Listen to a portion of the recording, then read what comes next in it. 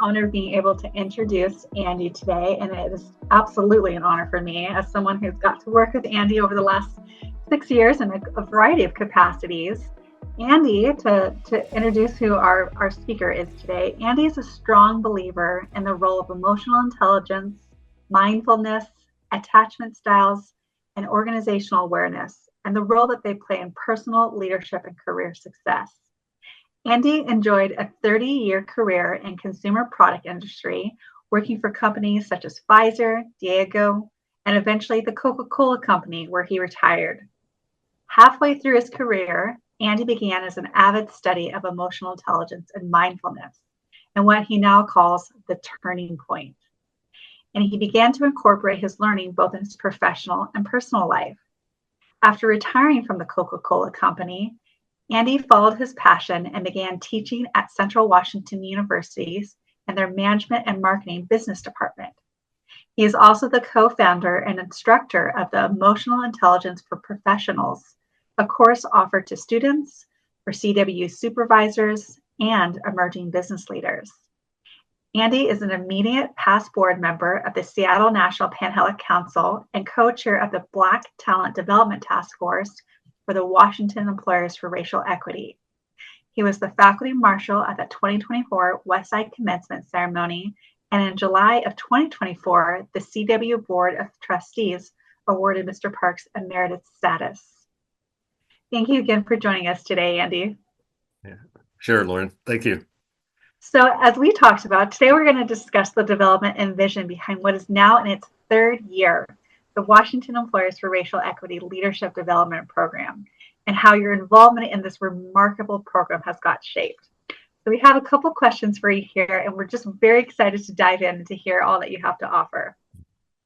So we're going to start with the first question around the background and vision for this program. Andy, can you tell us a little bit about the vision behind the Leadership Development Program and what prompted its creation and what problems was it aiming to solve? Sure. Okay. Thanks, Lauren. That's a great question and a great jumping off point. And I will try to be as succinct as possible. I could talk about this particular question for hours. The Leadership Development Program is one of my passion points, so I could go and go. All right. I think it's probably good for us to start really at the beginning. At the time of the creation of the Leadership Development Program, there were several new teams in place.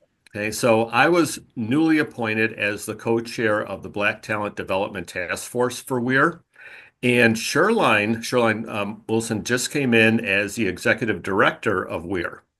So there was a lot of momentum at the time.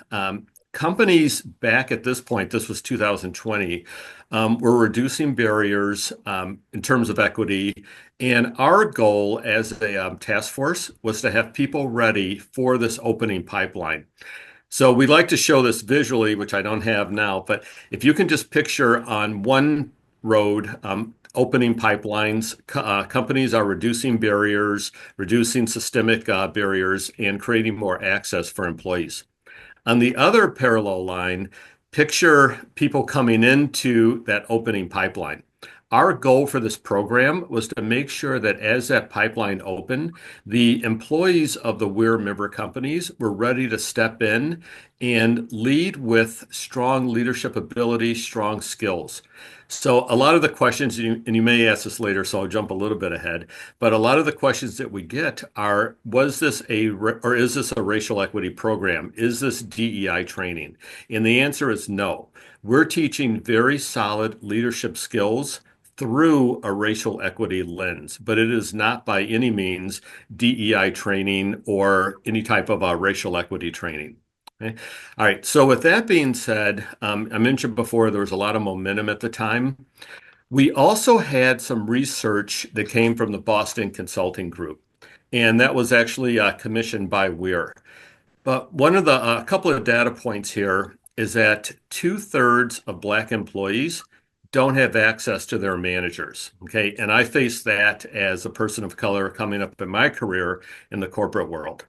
Also, the promotion rate from manager to executive is 1/2 for Black employees, meaning for Black employees, it's 2.5% of employees go from manager to executive, and about 5% for white employees. So we saw those as huge opportunities. Okay, so those are probably the two biggest data points that we were trying to address based on the research that we had available. Now, a little bit more about the leadership development program. It's an 11-week program, 11 to 12 weeks. It brings in multiple accredited four-year universities, all coming together to improve outcomes, not only for employees of color, but also for their mentors slash sponsors. Okay. So it really is a comprehensive program designed to really improve the skill set of not only the employees, but their mentors slash sponsors. And I'm very intentional not to say managers, because we don't want managers coming in as pairs with their employees to work together. We want the employee to have freedom to openly share and just feel comfortable in the 11-week program that we have. Okay. We also made sure that this program linked up with the 2030 commitments that we're put in place. So the 2030 commitments to progress, specifically point number 4, which is to increase Black representation in leadership, and number 5, to support Black students. So at the time, that was our primary focus. In terms of some of the design on the program, I mentioned before employees and mentors slash sponsors. We have two groups of participants going through the same program together. The first, of course, is the employee, and our criteria there has been, an employee of color, a BIPOC employee, and then their mentor slash sponsor. Okay, so I'll refer to this going forward as mentees and mentors, but they come in the program together. Most of the time, they are together during some of the breakout sessions. We also have sessions just for mentees and then for mentors alone, but they go through the program together. The intention behind that is that as they learn these leadership skills and behaviors, they're able to go back into the workplace that particular week and really observe each other. The mentors will give feedback to the mentees, and then the mentees will ask questions, ideally using the curriculum that we bring forward. So this is not a theory-based program. It's all about practical application. Our goal is that at the end of each session, the employees can go right into the workplace and start using the skills that particular week or that next day. Our goal here is to help the mentees advance in their companies, in their current role, and ideally get promoted. And then the mentors is we want them to share and gain additional leadership skills. Now, once the mentors have those leadership skills in place, then ideally what we want is that both mentees and mentors start to bring those leadership skills and behaviors into their company. So it's really a pay it forward type model that we have in place. And again, our goal is that, we're not just teaching this in isolation, but we want these skills to be permeated throughout the organizations. Okay. The other vision that we had, and this one was not really publicized, but I feel comfortable talking about it. What we'd like is for the participating companies to become a destination for talent in Washington State, specifically BIPOC talent.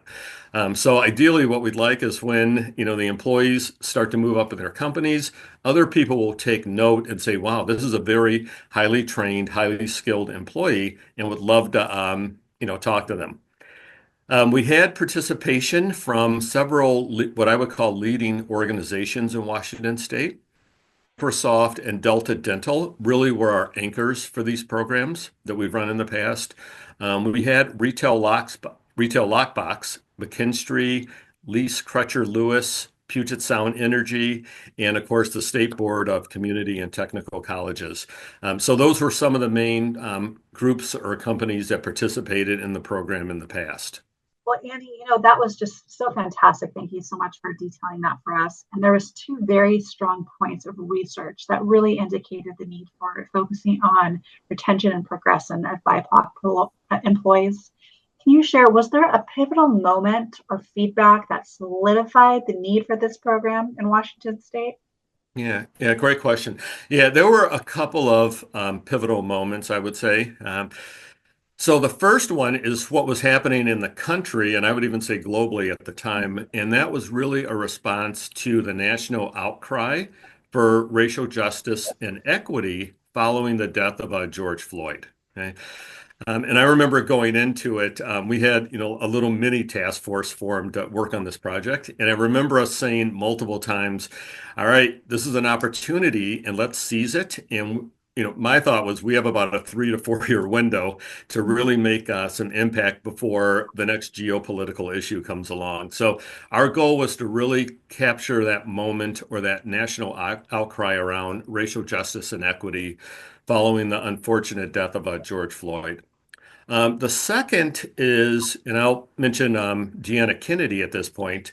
Deanna, who is now the dean at Western Washington University, was my co-chair on another task force.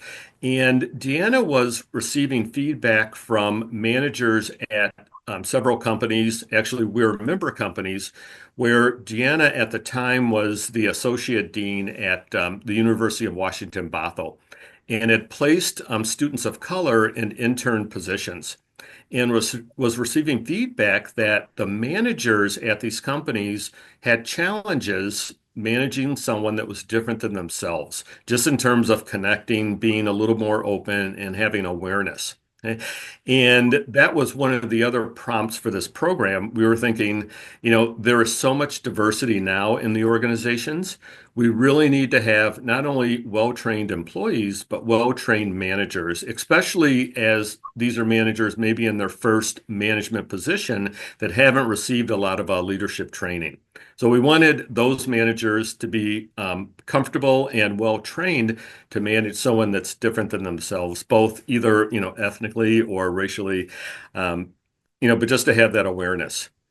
And I would say actually that the biggest need, however, was that of a lived experience. And when I say lived experience, I'm speaking both from the point of view of myself and also Shoreline.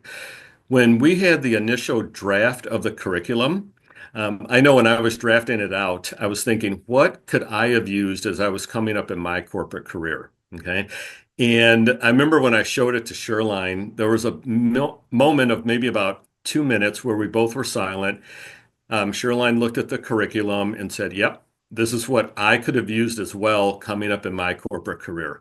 So, we got feedback from different parties, and at least everyone that I showed this to, just say age 50 plus, kind of smiled and said, this is something that I definitely could have used earlier in my career. So those were really the pivotal moments that kind of solidified the program.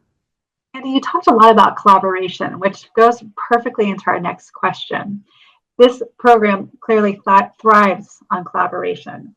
And it was very unusual that 4 universities came together to offer this in tandem. How did you engage with these stakeholders and state officials to corporate partners to ensure success for this first cohort?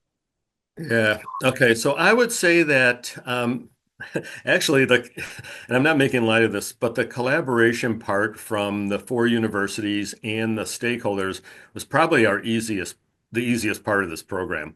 Once we explained the curriculum, again, there was so much momentum in the country at that time.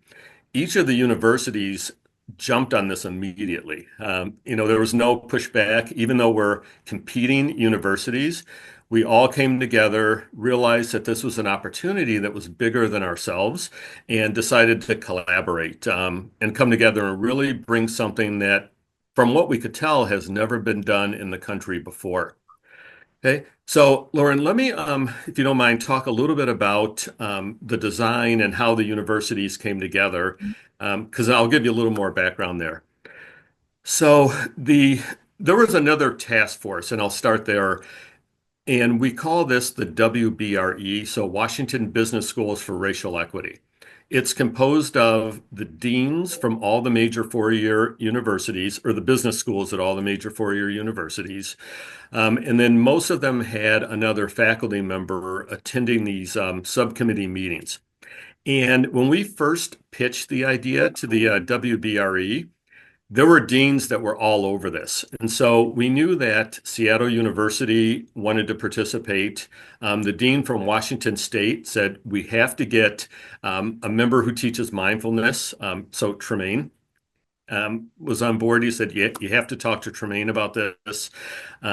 University of Washington had several members that were part of this group who said, you definitely want to talk to Elizabeth and engage with the work that she's doing around inclusive leadership and negotiation skills.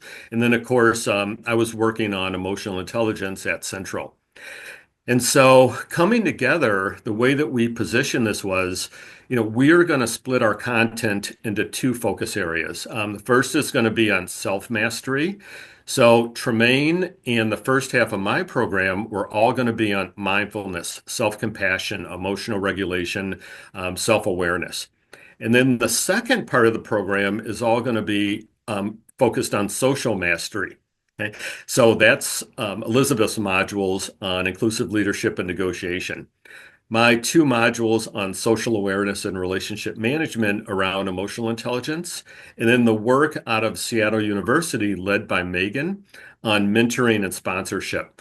So the design process itself and the way that we position this around collaborating was this program, none of us could do this alone. We all have unique strengths and or independent programs in and of themselves. Let's bring all this together and really focus on bringing self and social mastery to not only employees of color, but also their mentors or sponsors. Okay. So that was a lot around the collaboration. The other part that I want to mention is we also were very open up front about having routines in place. And Lauren, this is where your leadership really came in. Putting together our management routines, our communication frequency, I think all of that just helped a lot in terms of keeping us all organized and focused on the overarching mission. We also had, and this was led by Sherline, but smaller one-on-one meetings with stakeholders at the Weir company level. So, we would present it in broader groups, but then drill down and work with specific individuals at each of these companies to answer more of the operational or technical questions. Okay. And then in terms of partnership and collaboration, I also want to call out Sherline at this point. Number one, for believing in the vision that we had, but also going through this program as a participant last year so that, now Sherline can talk in much detail to some of the senior members at the Weir member companies or senior executives. As we're trying to think about how we made it accessible for BIPOC leaders, one is we actually let the companies or advise the companies to pick the people that were going to participate. And we didn't have, a lot of strict rules, but basically what we said was the participating employee coming in really should be a BIPOC member or part of the BIPOC community. Mentor or sponsors can be anyone. Okay. So we left that up to the company to have that freedom to go ahead and pick whoever that they wanted to or whoever they wanted to. Okay. I would also say that in terms of the participation, we wanted employees that the companies would consider high potential. Okay. So employees that have the potential to move up within their organization. So eventually the BIPOC employees would be managing other people using some of the tools that we taught, that we were teaching in the program. Okay. The other thing that I would say in terms of, access is we wanted to make sure that we had Zoom meetings outside of the opening and closing session so that if employees are traveling, that they would be able to participate even if they're on the road traveling. We were hoping that that would remove some barriers to participation. We had them scheduled the meetings from 4 to 6 p.m. so that it would start at the end of the workday, but not go too far into the evening. Okay. The other thing in terms of access or relevancy to BIPOC leaders is that we wanted to make sure that the content is current and relevant. Okay, so not outdated leadership theories from 10 years ago. and I'm an academic, so a lot of times you do find that in the academic community. But we wanted to make sure that these are contemporary leadership theories that we're teaching. So we focused a lot on open sharing, a lot on self-compassion, especially at the very beginning of the program. We encouraged, again, the manager or the mentors to have on-the-job feedback. And we wanted to make sure that we were addressing the needs that the employees have. So, and you know this, Lauren, from our opening sessions, but we would ask, what are you hoping to get out of the program? And what are some of the barriers that you're facing as a BIPOC employee? And we wanted to make sure that the answers to those were woven into our curriculum. Okay. The other part of this, and this is, I'm speaking from lived experience at this point, but also the relevancy for BIPOC leaders. We wanted to have a program that was really rooted in the blending of traditional and contemporary mindfulness, emotional intelligence, and leadership. So, some of the experiences, and I'll just speak to myself, that I experienced were, feeling a little bit nervous walking into a meeting where no one else looked like me. Okay. Or having to have an executive level conversation with someone, knowing that, maybe there was some bias going into that meeting. So we wanted to make sure that we addressed those types of issues that are unique to employees of color. What advice would you give to someone who was trying to foster this cross section of collaboration? Okay. All right. Great question. My first piece of advice would just be go for it. If you feel that you have a great idea, don't let, tradition get in the way. So when I first, and I'll tell you what I mean, when I first mentioned this program, there were a lot of people that looked at me a little bit cross-eyed and or tilted their head and said, wait a minute, don't we compete with these other universities? So my answer to that was, let's look at our desired outcome and focus less on us being competitors. Okay. We have a unique opportunity to bring all of our strengths together, our uniqueness, and do something that's bigger than each of us individually. Okay. The other thing I would say is for those, whether you're in on the corporate side or in academia, include both industry and academia in all meetings. You're going to get the best output when you have the voices of both. Okay. So I mentioned before that we wanted to have both contemporary and traditional leadership skills and principles. That was really accomplished by having the voices of both industry and academia. Okay.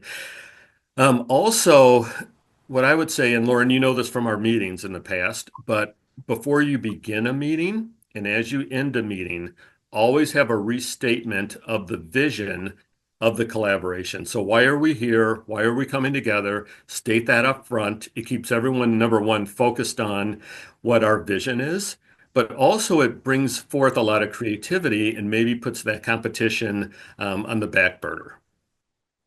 Well, we have had so many positive examples. Every program also has its challenges. So, what are some of the unexpected challenges or hurdles in developing this program or in implementing the program? And how did the team come together to overcome those challenges? Yeah. So great question. Okay. And I'm going to frame these as, and I know we talk about this a lot, but opportunities. All right. So yes, there were definitely opportunities, learning opportunities that came up, both during the development and implementation stages. So I would say number one, how do we overcome them? Just being flexible and the willingness to work together on solutions. Okay. So how can we remove as many barriers as possible to participation? So that was the first one, just being flexible and willing to change. Some of the more specific opportunities or challenges that came up, one was really having the employees that were participating, understanding that there are going to be some conflicts that come up in terms of your schedule and your time.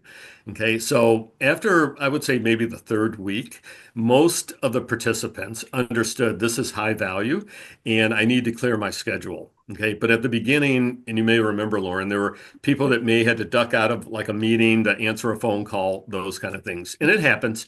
But what I feel really good about is that people saw the value in this curriculum and cleared their schedules.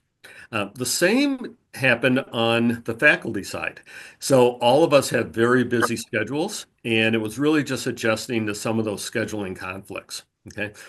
You may remember that even Elizabeth and I in the program had to switch some of our modules to accommodate our teaching schedules. Okay, so that wasn't planned going into the program, but when our universities gave us our teaching schedules, we had to pivot there. One of the other ones was being a little bit more open around how we communicate our information. So, on the faculty or academic side, we're very much driven to use our university learning management systems, which for all four of our universities is Canvas. So, those that have taken courses recently probably know this, but Canvas is the LMS that we started out, learning management system that we started out with at the very beginning.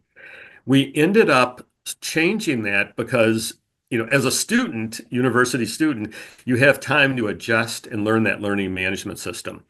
For employees coming into a 12-week program, they didn't have the time to really learn that system. So we changed and started posting everything on Google Docs, as you know. And I know as faculty instructors, some of us were uncomfortable with that. But again, we were focusing on what removes the largest amount of barriers for the employees. And then for participants, some of the other things that I would say is getting the mentor ready to give on-the-job feedback. Okay. Also to engage fully in the pre-work. Again, that changed after maybe the first 2 weeks, 3 weeks. Both the participant or all participants, both the employee and the mentors, were much more comfortable with that. And then I would say the biggest thing is just asking for feedback along the way and having lots of interaction time. So if you remember, Lauren, before most of our sessions, we would start out with how are things going? What barriers did you face? Were there any questions on the pre-work or challenges? And then using that to adjust the following week. Okay. All right. So those were maybe the main points, or I'd say the main considerations for the challenges and how we overcame them.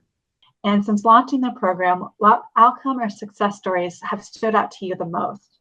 And are there any particular participant stories that inspire you? Yeah, yeah. So great question. I mean, and that's why we're doing this, right? Just to get the outcomes.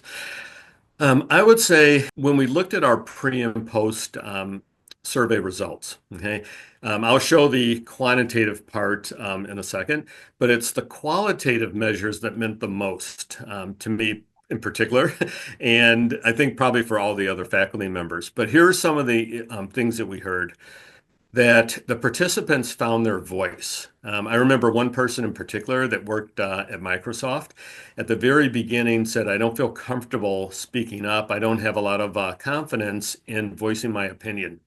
By the end of the program, this person said, I found my voice and is now running their own financial business. So it's not only found their voice, but really used that to follow their passion. I'd also say that we found more intentionality in day-to-day behaviors. So, a lot of employees, I'll even say myself included at the very beginning of my career, up until that turning point that you mentioned, we were just kind of operating in auto mode, okay, and not really being that aware of not only ourselves, but our environment. Okay, so a lot of intentionality in the day-to-day behaviors and more self and social awareness.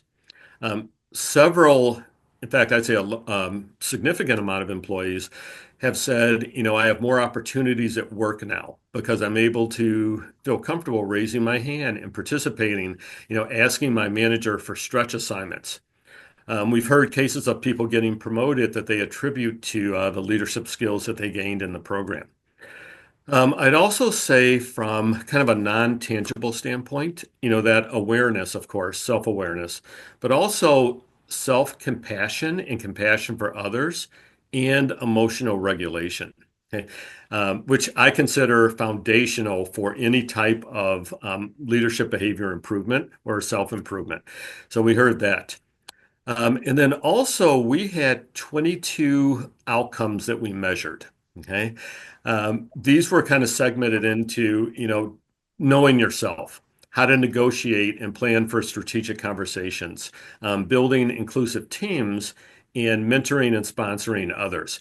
All of those outcomes had significant improvements. The outcomes that we measured all had significant improvement, at least, 80% improvement, some even at the 200% improvement level. So again, we were able to hit our outcomes across a multitude of areas, okay, or measurement areas. So this is a very, very impactful program. Lauren, I know when I teach undergraduates, I don't have this type of improvement in outcomes. Okay. So again, we were really able to achieve what we set out to at the onset of the program. I know that we also heard great feedback from our companies and from our university partners as well. So, really, a success all the way around. Looking ahead to the future vision of the program, what does the future of this program look like? And are there any plans or goals on the horizon that will change in year three? Yeah, so I would say, great question, Lauren. In terms of the vision for the future, what I would love to see, and I believe this is broadly shared, but what I would love to see is that we increase the frequency of the program. So right now we're currently executing one cohort per year. I would love to see that go up to 2 to 3 cohorts per year. Okay. And then I would just say, I mean, as you know, there's no cost to the Weir companies to participate. So I would say send as many people as you can through this program. It's an excellent program, of course, but with there being no cost, I would love to see, 2 to 3 executions per year of this program. The other thing I would say is, we have 4 major universities teaching. I would also love to see other universities that maybe have some curriculum that's related that would help with employee advancement and reducing barriers to access, bring their curriculum into this program. And then, of course, going beyond the initial list of companies that I mentioned earlier and just having a broader list of company participation. So those would really be the goals on the horizon. Test, test, test. Andy, that's excellent. And we have a mix right now of private and public universities participating in this Yeah. program, with many universities that can, as you mentioned, contribute additional curriculum as we seek to advance this work across Washington State. Yeah, thank you so much for your time today and for just the wonderful history about how this program came to be. If you could share one piece of advice or takeaway to leaders committed to racial justice and leadership development, what do you think you would say? Yeah. So this is a great question, Lauren. The one piece of advice that I would recommend to leaders, especially around leadership development and racial equity, and this is really around any topic as it relates to working with others. But that message would be to know and understand your purpose, your legacy, and let that understanding guide your behaviors and actions. Okay. And a little more context there, for any of us that looked at, say, that initial picture of George Floyd when, the officer's knee was on his neck, I don't think that there's anyone in this country whose heart didn't shatter until to a million pieces when you saw that. Okay. The question becomes, what do you do the following day when you go into the workplace? Okay. And what I would say is, as a leader, give some thought to what is it that I want to be remembered for, not only when those pivotal, seminal moments happen in society, but on a day-to-day basis. At the end of my career, what do I want my legacy to be around racial equity and leadership development? And then, you heard this from Stephen Covey and a host of other people, but work backwards at that point. Okay. It's too easy to look at those images on television or on a news clip and just go into the office the following day and continue your day-to-day behavior. So again, think about what you want your personal legacy or purpose to be, and let that understanding and awareness guide your behavior and actions. Very, very wise words, Andy. Thank you so much. We love the Stephen Covey begin with the end in mind analogy, too. I think so many of us can relate to that as leaders. Yeah. As we wrap up today, is there anything else that you want to share or to say as a part of this program? Yeah, no, I'm going to repeat myself just one more time here. Uh, I'm based on the audience, I'm assuming there's going to be we're companies, participating companies listening, but also maybe members of the academic community. What I would say, especially those companies, consider sending your employees through this program.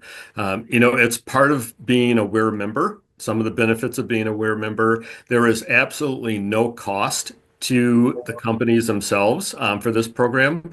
Your employees will have a very rich experience, both the mentees and the mentors. And it's something that these employees will bring back into your organizations and ideally pay it forward in the future. Okay.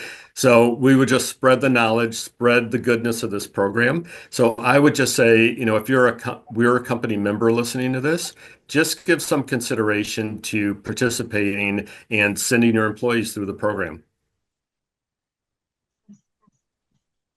Well, Annie, you definitely sold me. I think there's value for anyone who wants to be a part of this program, either in supporting their employees or participating themselves. So thank you again so much for your time today and for sharing us the development of this program. It's amazing to consider that it's already in year 3 with many more years and perhaps multiple cohorts to Yeah. come.